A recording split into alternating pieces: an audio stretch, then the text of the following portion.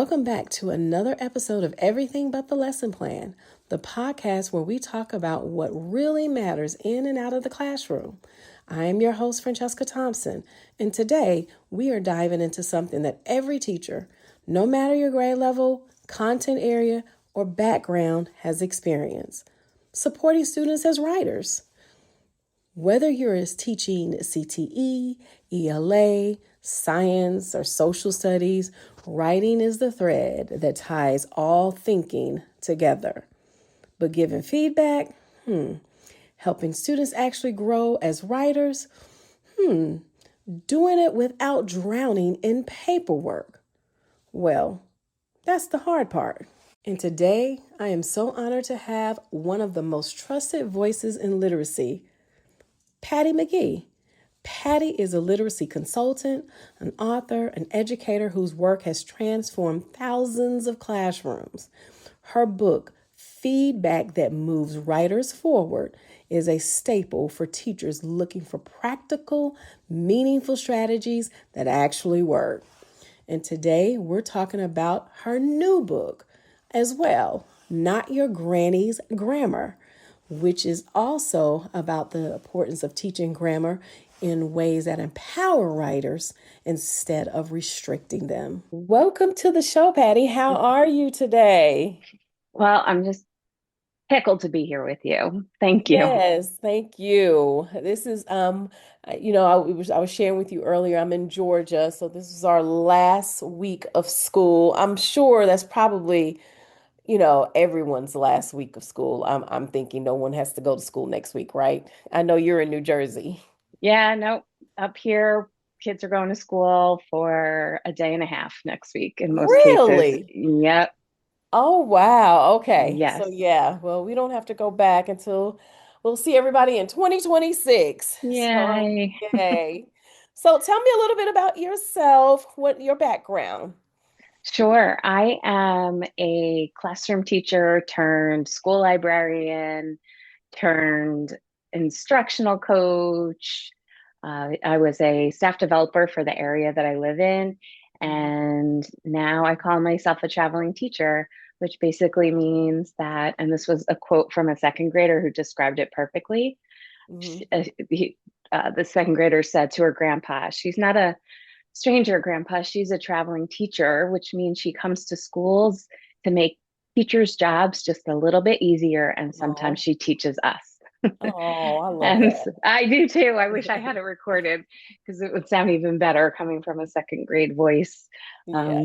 So basically, I travel and sometimes nearby, and I work with teachers and students and just trying to make things easier. Okay, well, good. And you know what? You have a few books out there that is making life a little easier for teachers as well, that we're going to talk about today. Awesome. And the first one is the book that you wrote, Feedback That Moves Writers. So Yeah, I want to start with that book great. because, teachers everywhere struggle with giving feedback that is both manageable and meaningful. I remember when I was in the classroom, this is probably one of the hardest things for me to do. One, and we'll probably, I know we're going to talk about it. One is because we're in classrooms that have, over 30 students in it each class. I had six classes with over 30 students, and I wanted them to write me pieces, but that feedback part. So, can you Yeah. talk about the heart of this book? What does effective writing feedback look like in 2025 and now coming into 2026? And what are some of the misconceptions do you think teachers still have? Sure. Um, well, let me start with misconceptions. Okay. I think that most teachers take on the persona of being editor in chief, Mm, and we end up correcting student writing, giving it back to them, often with a grade. And that actually isn't an effective practice. It takes teachers a bajillion years to get through a stack of papers. hmm And in the end, I don't know many students who do this, but in the end, it would be then the responsibility of the student to look at each correction and then think, what could I do differently the next time I encounter this skill Mm-hmm. in my writing? And if they don't know, reaching out to somebody who could tell them, usually the teacher. Yeah. And so instead, we're correcting like crazy. And then kids are just looking at the corrections and the grades most of the time. And Mm-hmm. so that is a big waste of teacher time. Not saying that grading doesn't come in, it does, but we can think of alternatives to correcting for points and that sort of thing. But it does a number on the kids too. Like when kids write, it is their most vulnerable time in the school day. They're Yeah. putting what they can do and not do, which is like glaring for most people, right on the page for everyone to see. And if correction is the response to that, the whole way we think about learning to write well is kind of punitive if we think Yeah. about it. And Okay. so my work, because back when I started over 30 years ago, um, I noticed that I was really spending a lot of time correcting Mm-hmm. and not seeing the outcomes in the next time kids wrote.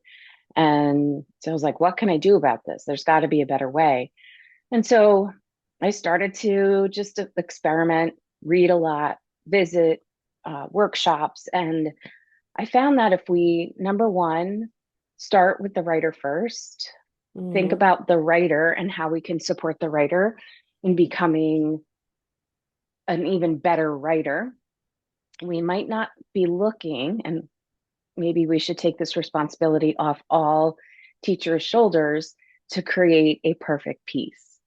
Mm-hmm. So I'd love to share just a metaphor from my life that put me in a different direction of feedback.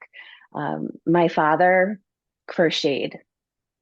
He was a crocheter, and it Mm-hmm. took him a long time to get better at it. But the reason he was able to get better at it was because his sister in law, my Aunt Helen, would come and sit by side by side with him, bring her own crocheting materials, tell him something that was strong about the blanket he was making, because the blanket was his only genre.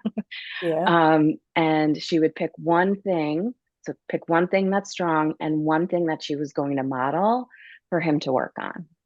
Okay. And if we take away the responsibility of perfect pieces and teaching the writer versus the writing, just like my Aunt Helen, she was choosing to support my dad in becoming a better crocheter. Mm-hmm. And so the choices she made in instruction didn't make for perfect blankets for quite a couple of years. Mm-hmm. But it did help him grow eventually into a blanket maker that didn't need my Aunt Helen. Yeah. And we can do the same thing when we take the pressure as a district, as a, you know, educational culture, that our job is not to make perfect pieces for our writers through correction, but instead look to the writer first and think, what is, tell them something they're doing that's strong, and Mm-hmm. then share a next step from that strength. And even that wording makes a big difference, because I could say to a student, you were able to get your words down, but there's no punctuation here. It just Mm-hmm. makes everything before the word but sound like it's unimportant. Yeah. Getting words down is one of the hardest parts of writing. So we can say, because you've gotten those words down on the page, you're ready to start punctuating some. Let me show you. And so we can pick that one thing, zoom in on that one thing, and in less than 5 minutes, have at least a little nugget of feedback for that student. We can always do that in small groups too. Obviously, whole groups, but it's not as specific and maybe not as Yeah. timely. I like that comparison. And so Mhm. my question would be, what does that look like in a fast-paced classroom where Mhm. teachers sometimes they only get a few minutes? Mhm. Yes. So, first of all, we want to at least a few times a year Uh-huh. have a piece of writing that goes through a writing process at a slower pace. Slower So pace. that, yes, so that especially with, say, middle school and up, if they're or any departmentalized situation and up, there might not be a lot of time. There might be only 45 minutes or 40 minutes. I've worked with places that have a little less than 40 minutes. And what we do is we alternate which gets the most attention in literacy. So are we going to really focus on writing as a major and reading as a minor, or writing as our major and reading as our minor? And so Mm-hmm. that when writing does get the attention and is able to go through the process at a slower pace, we have the time to get very specific with certain skills. And we have multiple opportunities to be able to respond to student writing when that writing is, the process is slowed down a little bit. Of course, that opportunity just depends on the setting. My recommendation would be that at least 3 times a year we slow down the pace of a type of writing, and just to follow the standards to make sure we slow down the pace in informational writing, slow down the pace in opinion argument writing, and slow down the pace in narrative writing. And so we can really refine those skills in there and then move back to some of the faster paced writing that maybe we would choose to give one focus on, or two areas of focus that would be the thing, especially because I'm thinking of grading too. Like when it's fast paced, that means fast grading too. So if we're picking just a couple of things to focus on as we're grading them, that can also be helpful. Mm-hmm. Now, those are kind of those systems or small habits the teachers can streamline Yeah. feedback without sacrificing quality that you're talking about there. Yes. I love it. So let's talk about student ownership. Yeah. What routines help students internalize feedback so writing becomes something they do with us and not for us? Yes. Well, there are so many, but I will share just a few. Okay. The first thing that I like to do is starting off a writing unit, especially one that's going through the process more slowly, are 3 to 5 goals that Hmm. are goals for the entire time we write that piece or within that genre. So a goal might be writers generate ideas and make a plan for informational writing. Writers organize their writing. Uh, Writers elaborate using informational details and something grammar focused, like grammar. Writers use precise grammar, something like Hmm. that. So they're all like, there's 4 buckets. And when kids know that these are the 4 buckets we're going to be paying attention to, every time we teach something that goes with those 4 buckets, if we can, if there's like real estate on the walls for this, if not, I'm sure we can get creative. But if we have one chart per goal, that every time we teach something new, we can put it underneath that goal. Hmm. And so when we think of we're working toward goals rather than trying to repeat what the teacher did each day as a student writer, that's often very hard to do. But Hmm. there's multiple options to choose from when we're working toward a particular goal. That sets students up for greater success. Yeah. And when I hear you talk, I'm thinking about just kind of like somewhat of an overhaul of the entire system right now, and them developing something that your elementary schools would focus on, and then that piece Mhm, they build on that once they get to middle school, then in high mhm, school, and then you will have this brilliant writer by the time they graduate, mhm. you Yes, know? yes, absolutely. And when there is that discomfort around writing, Hmm. when we take away the emphasis on the product and put it on more the student and their skills and name those skills, and have a reference tool that's easy to look at for what they can do to become stronger writers, it makes a huge difference. Yeah. So you've worked with teachers across the country, and Mhm. you've had quite people buying your book for these ideas. What are some of the Mhm. common aha moments they Mhm. have when they shift their approach to feedback? Yes, one of the first aha, but hard shifts is, yeah, we're not teaching for perfect writing. That's Mm, not even possible.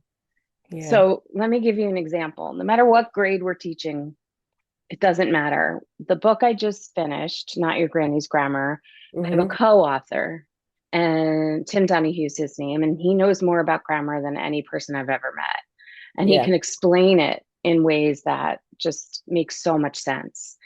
And when we finished our manuscript, he read carefully through the whole thing. He acted like, an editor of the book. Yeah. And yet, when we got to copy editing, there were significant edits that needed to happen. So Wow. if that's happening with a third time author and a grammar guru, we Yeah. cannot expect that level of perfection from student writers. We expect the best iteration of what they can give to it so Hmm. it reflects what they're intending to put on the page and intending to communicate through words. And that is, I think, an important shift, but a very challenging one for us. And it's almost like the school or the district or the community needs to just give it that blessing. Like, Hmm. let's look at student writing the way we look at student art. I'm not going to put Hmm. my hands on your art. I'm going to teach you different techniques that you can use, but it is still your piece of art. And no Mm. matter how academic writing is, it is still a creation from a student. And I'm Yeah. here to coach you and support you, but I'm not going to put my hands on your paper and fix it just the way I wouldn't fix it with art that you're doing. I like that. Mhm. Yeah, that's good. So, classrooms, so now with AI, Mhm. okay. Woo! Well, let's get into it. Yes. So, classrooms look different today, and I Yes. mean, and I had left the classroom before this whole AI stuff was introduced. Mhm. Um, so with the AI tools, the digital writing notebooks, and all of the things teachers are trying to keep up with while still centering around authentic writing. I want you to talk about AI and your thoughts on it and how is it Mhm. going to impact writing. But another, one other question is what new tools and resources excite you Mm. with supporting teachers as well? Mm.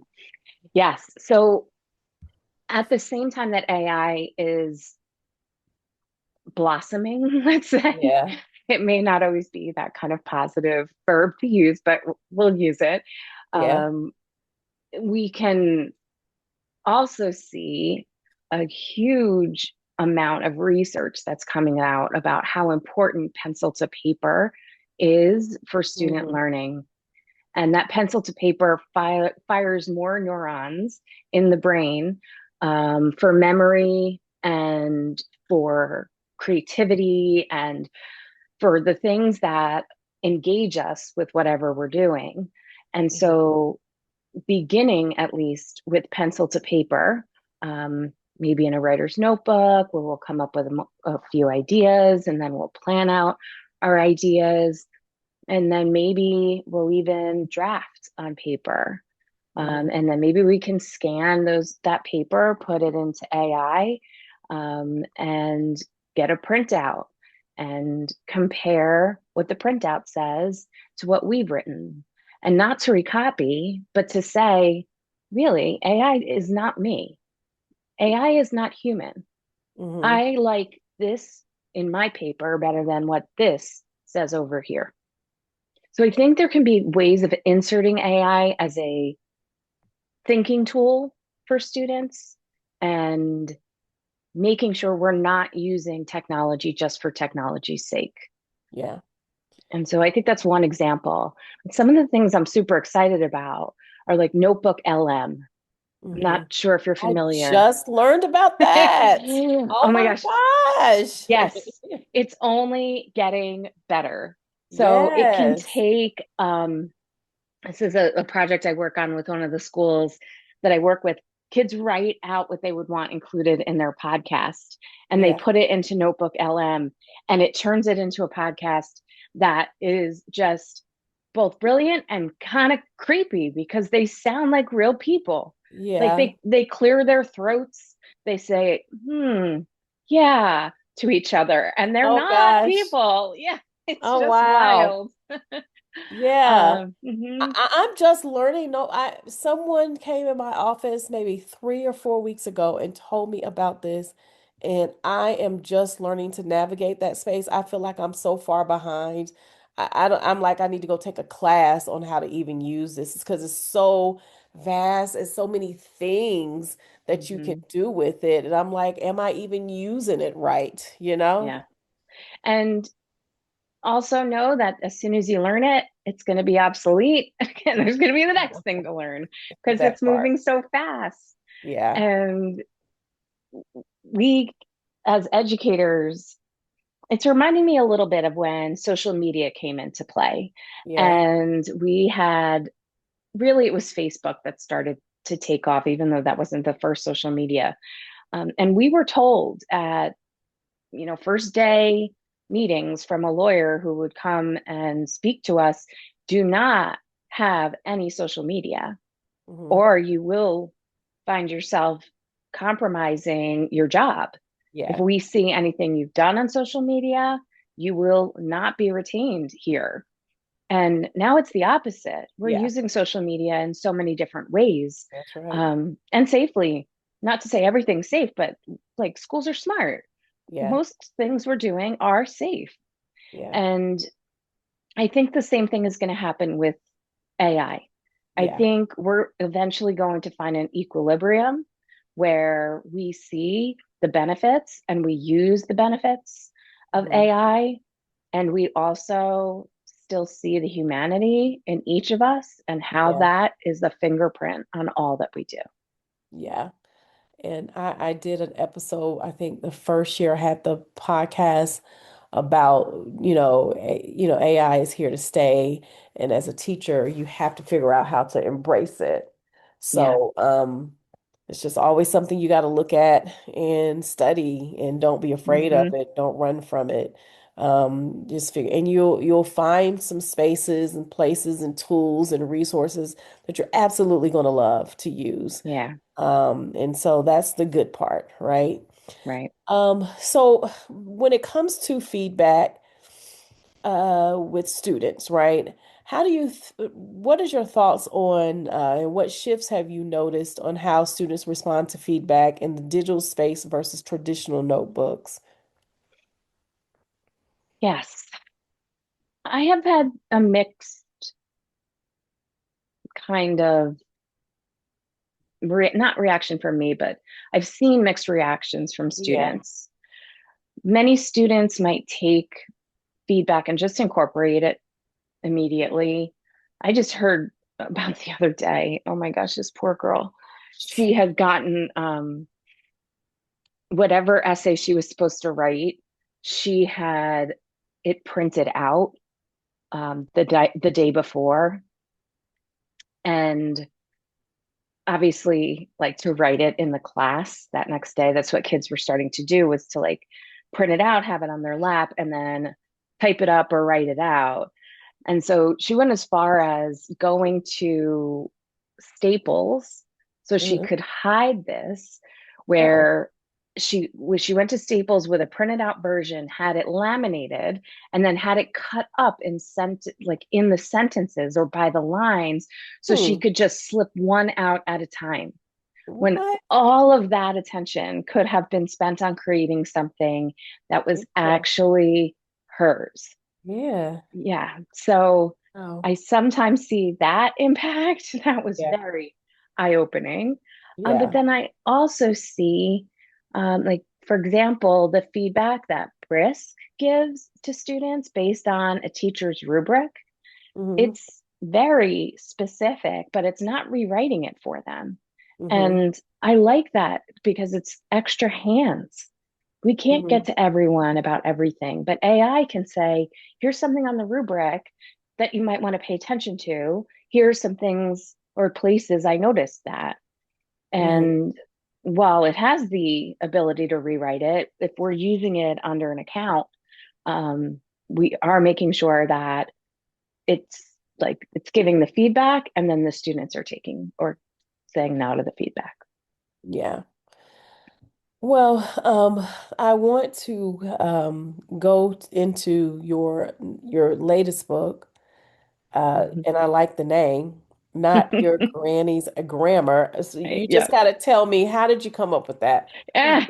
Well, it's so funny because I've been working on just revising my grammar practices for Uh-huh. decades because they were just a black hole in all things literacy.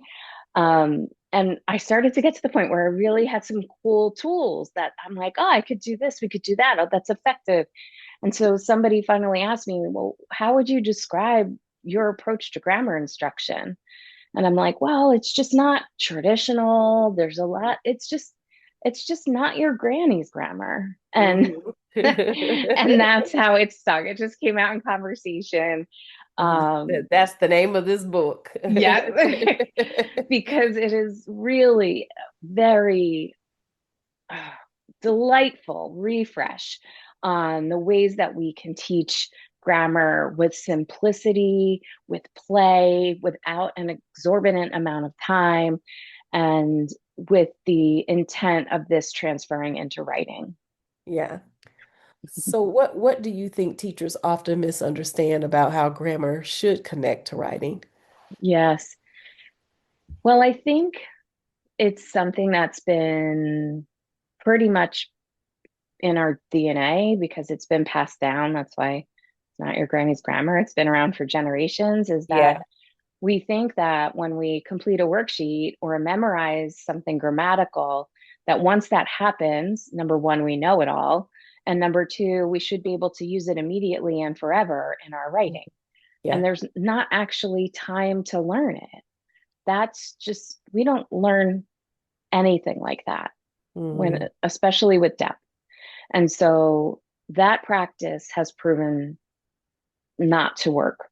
And instead, thinking of grammar learning in units with related concepts like simple, compound, and complex sentences, and studying those with different entry points, meaning we might get curious about the difference between simple and compound sentences. We might then have some explicit time where we are taught about how to create compound sentences from simple sentences.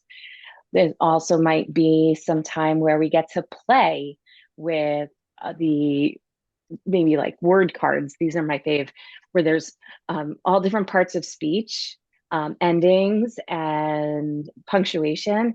And we manipulate them kind of like Magna poetry to write different types of sentences.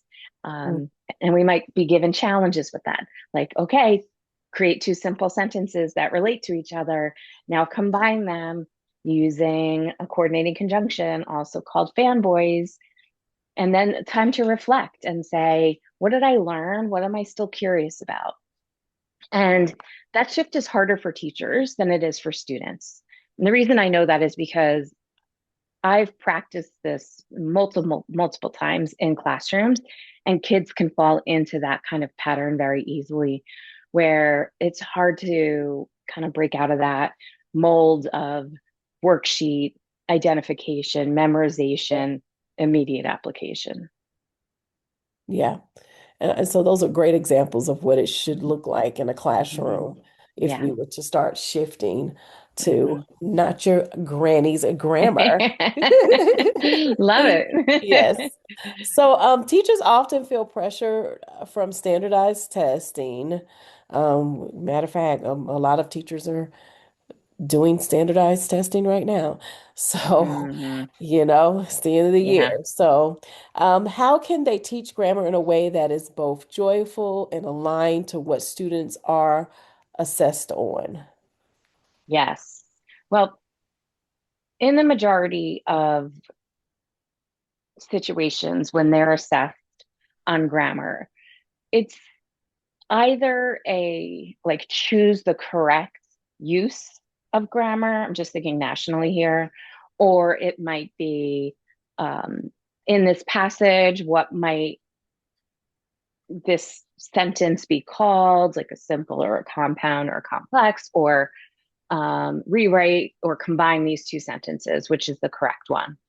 If we're able to learn that in the methodology I just described of lots of exposure and entry points into those concepts, then we will be able to identify them and we will be able to use them in a way that makes grammatical sense. And so play is something that is essential to learning. And when we get to be, yes, taught explicitly, but then also to be able to play with concepts, it can become the teacher and student's favorite time of day.